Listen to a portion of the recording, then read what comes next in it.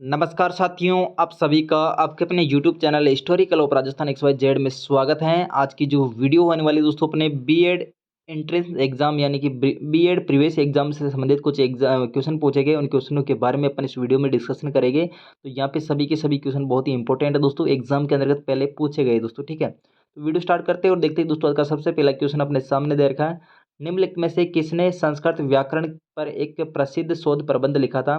तो इसका अपना राइट आंसर क्या हो जाएगा? प्रसिद्ध शोध किसके द्वारा लिखा गया दोस्तों? संस्कृत व्याकरण के ऊपर। तो यहाँ पे दोस्तों पाणिनि के द्वारा संस्कृत व्याकरण पे एक प्रसिद्ध शोध लिखा था। ठीक है, अगला क्वेश्चन देखिए, भारत के किस क्षेत्र में वनस्पति को हेलोफाइट्स के रूप में वर्गीकृत किया जाएगा? तो यहाँ पे अपना राइट आंसर क्या हो जाएगा दोस्तों? भारत के ऐसा कौन सा क्षेत्र जिसमें जो वनस्पति इसको हेलोफाइट्स के रूप में वर्गीकृत किया जाएगा? तो यहाँ पे राइट आंसर हो जाएगा सुंदरवन है। ठीक है, सुंदरवन का जो क्षेत्र है इसको हेलोफाइट्स के रूप में वर्गीकृत किया जाएगा। अगला क्वेश्चन देखिए, नववर्ष के अवसर पर उगादि का आयोजन किस राज्य में किया जाता है दोस्तों? तो नववर्ष के अवसर पे जो उगादि का आयोजन किया जाता है दोस्तों, कौन से राज्य में किया जाता है? तो इसका अपना राइट आंसर क्या हो जाएगा? उगादि का आयोजन किया जाता है कर्नाटक के अंतर्गत नववर्ष के अवसर पर। ठीक है, अगला क्वेश्चन देखिए, मनुष्य में ऊर्जा तथा पदार्थों का स्रोत कौन सा है? तो मनुष्य के अंतर्गत कोई भी ऊर्जा की आवश्यकता या पदार्थों की जो आवश्यकता होती है किसके माध्यम से प्राप्त होती है दोस्तों?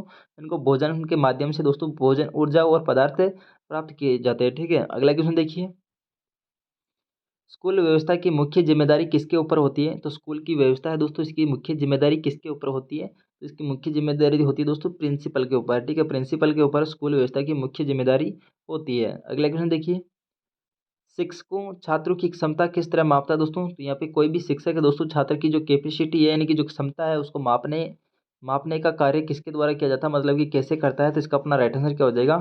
छात्रों की जांच करके दोस्तों, मतलब कि छात्र की जो कैपेसिटी है, जो क्षमता है, उसको मापने का कार्य करता है। ठीक है, अगला क्वेश्चन देखिए, आदत किसे कहते हैं? तो आदत की बात करें दोस्तों, आदत के मतलब कि कोई भी हैबिट की बात करें दोस्तों, तो किसी भी कार्य को मतलब अपन बार बार करते हैं तो वो कार्य क्या हो जाता है? एक मतलब कि अपनी आदत बन जाता है। ठीक है, तो ये क्या कहलाता है? हैबिट या आदत कहलाती है। ठीक है, कोई भी कार्य की पुनरावृत्ति हैबिट बन जाती है। व्यक्तित्व से आप क्या समझते हैं दोस्तों? तो व्यक्तित्व की बात करें जिसको अपन पर्सनालिटी के नाम से भी जानते हैं, व्यक्तित्व के बारे में आप क्या समझते हैं? ठीक है, तो इससे अपन जो समझते हैं दोस्तों, व्यक्ति का जो बिहेवियर है, कोई भी व्यक्ति है जिसका जो बिहेवियर यानी कि जो व्यवहार है, वही व्यक्ति का क्या कहलाता है? व्यक्तित्व कहलाता है, यानी कि पर्सनैलिटी कहलाता है। ठीक है, व्यक्ति का बिहेवियर ही क्या कहलाता है? व्यक्ति की पर्सनैलिटी कहलाता है। ठीक है, तो यहाँ पे अपना राइट आंसर क्या हो जाएगा? व्यक्ति का व्यवहार व्यक्तित्व कहलाता है।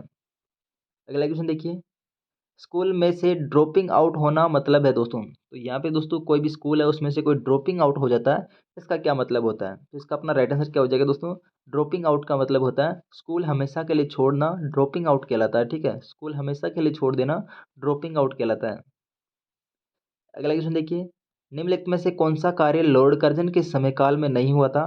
तो इसका अपना राइट आंसर क्या हो जाएगा? यहाँ पे थोड़ा सा ध्यान देना नहीं के ऊपर। ठीक है, लॉर्ड कर्जन के काल के अंतर्गत कौन सा कार्य नहीं हुआ था? तो यहाँ पे अपना राइट आंसर हो जाएगा हंटर आयोग का जो गठन है दोस्तों, लॉर्ड कर्जन के काल में नहीं हुआ था। ठीक है, तो यहाँ पे अपना बी ऑप्शन गलत है। बाकी अकाल आयोग का गठन दोस्तों लॉर्ड कर्जन के समय में हुआ था। बंगाल विभाजन दोस्तों लॉर्ड कर्जन के समय में हुआ था।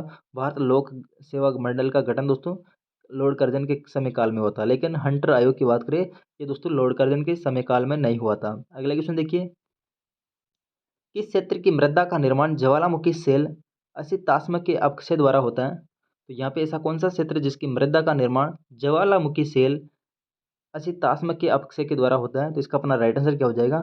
दक्कन का जो पठार है, दक्कन का पठार, इसकी जो मृदा इसका निर्माण ज्वालामुखी सेल का असिताश्म के अपक्षय के द्वारा होता है। ठीक है, अगला क्वेश्चन देखिए, छऊ किस राज्य का प्रसिद्ध लोक नृत्य है दोस्तों? तो छऊ जो नृत्य है दोस्तों, कौन से राज्य का एक प्रसिद्ध लोक नृत्य माना जाता है? तो इसका अपना राइट आंसर क्या हो जाएगा? छऊ जो लोक नृत्य है दोस्तों किससे संबंधित है? ये अपने झारखंड से संबंधित है। ठीक है, छऊ नृत्य कहाँ से संबंधित है? झारखंड से। अगला क्वेश्चन देखिए, निम्नलिखित में से कोशिका की आत्महत्या थैली के रूप में किसे जाना जाता है? तो इसका अपना राइट आंसर क्या हो जाएगा? आत्महत्या थैली के नाम से लाइसोसोम को जाना जाता है। ठीक है, लाइसोसोम को कोशिका की आत्महत्या थैली कहा जाता है। बाकी राइबोसोम की बात करें दोस्तों, राइबोसोम को कोशिका का एक मतलब कि प्रोटीन संग्रहण या प्रोटीन खजाना भी दोस्तों मतलब राइबोसोम को कहा जाता है, ठीक है। प्रोटीन संश्लेषण का कार्य कौन करता है? राइबोसोम करता है। बाकी लाइसोसोम की बात करें, लाइसोसोम का कार्य क्या होता है? ये मतलब कि कोशिका की आत्महत्या के लिए कराती है, ठीक है। एक होता है दोस्तों माइटोकॉन्ड्रिया, जो कि कोशिका का शक्ति गृह या पावर हाउस या बिजली घर भी कहा जाता है, ठीक है। और गोल्जी बॉडी की बात करें दोस्तों, ये वसा संग्रहित क्षेत्र है दोस्तों, ठीक है। मतलब कि वसा संग्रहित एक कोशिकांग कहलाता है। और प्रोटीन संग्रहण कौन सा दोस्तों? राइबोसोम का कार्य होता है। अगला क्वेश्चन देखिए, वर्गखंड में शिक्षा के लिए क्या आवश्यक है? तो वर्गखंड में जो शिक्षा के लिए आवश्यक है वो क्या हो जाएगा? कोई भी वर्गखंड है, यानी कि वर्गखंड में शिक्षा के लिए क्या आवश्यक होते हैं? तो छात्रों की जिज्ञासा वृत्ति दोस्तों मतलब कि वर्गखंड में शिक्षा के लिए आवश्यक होती है। और उचित पर्यावरण दोस्तों शिक्षा के लिए आवश्यक है। और पारंगत शिक्षक दोस्तों ये भी शिक्षा के लिए आवश्यक है, ठीक है। तो ये तीनों चीज़ें मतलब कि एक शिक्षा के लिए आवश्यक होती है। तो यहाँ पे उपयुक्त सभी यानी कि अपना राइट आंसर हो जाएगा। अगला क्वेश्चन देखिए, वर्गखंड में शिक्षा के लिए क्या आवश्यक? वापस वही क्वेश्चन आ गया। निम्नलिखित नदियों के युगम में से किसे सर्वप्रथम जोड़ा गया दोस्तों? इनमें से ऐसा कौन सा युगम है नदियों का जिसको सर्वप्रथम जोड़ा गया? तो इसका अपना राइट आंसर क्या हो जाएगा? सर्वप्रथम जो नदियों का युगम जोड़ा गया वो है दोस्तों गोदावरी और कृष्णा जो नदी है, इनको आपस में जोड़ा गया है, ठीक है। गोदावरी और कृष्णा नदी को सर्वप्रथम जोड़ा गया, ये सबसे पहले जुड़ा हुआ नदियों का युगम है। अगला क्वेश्चन देखिए, किसका ज्ञान हमें स्वयं को समझाने में अत्यधिक मदद करता है? ये दोस्तों किसका ज्ञान अपन कर लेते हैं तो वो स्वयं अपन को समझाने में अत्यधिक मदद करता है? तो इसका अपना राइट आंसर क्या हो जाएगा दोस्तों? शिक्षा का जो ज्ञान है, शिक्षा का ज्ञान हमें स्वयं को समझने के लिए मदद करता है, ठीक है। तो यहाँ पे अपना राइट आंसर क्या हो जाएगा? शिक्षा, जो कि स्वयं को समझने के लिए बहुत ही इंपॉर्टेंट है, ठीक है। प्राय किस अवस्था में बच्चे विद्यालय में समायोजन संबंधी समस्याओं से ग्रस्त हो जाते हैं? तो इसका अपना राइट आंसर क्या हो जाएगा? प्राय किस अवस्था में जो बच्चे होते हैं विद्यालय में समायोजन संबंधी समस्याओं से ग्रस्त हो जाते हैं? तो इसका अपना राइट आंसर क्या हो जाएगा? विद्यालय पूर्व जो अवधि होती है उसमें दोस्तों बच्चे विद्यालय में समायोजन समस्याओं से ग्रसित हो जाते हैं, ठीक है। विद्यालय मतलब विद्यालय में जाने से पूर्व मतलब कि विद्यालय से जाने में पूर्व मतलब कि जो बच्चे होते हैं वो कहाँ पे होते हैं? गाँव में होते हैं, ठीक है। तो उस समय मतलब कि डायरेक्ट एकदम से विद्यालय में जाते हैं तो उस समय मतलब कि एक क्या हो जाता बच्चे एक असमायोजन हो जाते हैं, ठीक है। समायोजन नहीं हो पाता इनमें कि स्कूल के अंतर्गत थोड़ा सा अलग वातावरण और गांव में थोड़ा सा अलग वातावरण, उसकी वजह से मतलब कि इनमें समायोजन की समस्या होती है विद्यालय पूर्व अवधि के अंतर्गत, ठीक है। अगला क्वेश्चन देखिए, बच्चों की कल्पनाशीलता दर्शाता है। तो बच्चों की जो कल्पनाशीलता है दोस्तों क्या दर्शाता है? तो इसका अपना राइट आंसर क्या हो जाएगा दोस्तों?